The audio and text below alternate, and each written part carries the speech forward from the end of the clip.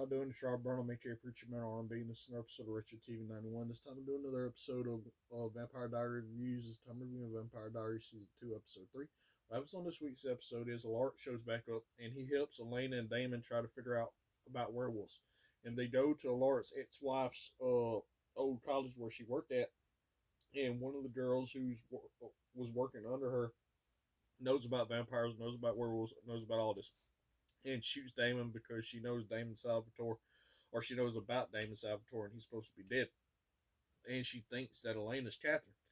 So she calms down, and she tells them folklore about werewolves, and basically it's some Aztec shamans put a curse on the werewolves and vampires. Vampires are cursed by the sun. Werewolves are cursed to transform during the moonlight, and that's basically the backstory of werewolves and vampires in the Vampire Diary universe.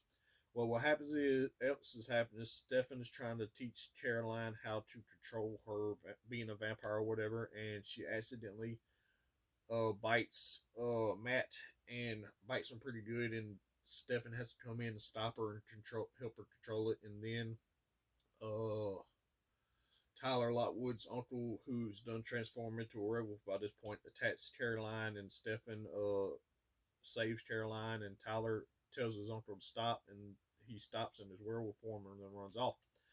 Well, other than that, the only other thing that's happening is Catherine shows up and talks to Caroline, and we'll have to see what happens with that. And that's all that really happened. My question for y'all is, now that Catherine's talking to Caroline, what's going to happen with that? As always, Rob Burnham, make sure you preacher man R&B sign out. Guys, Jesus awesome. See you next time.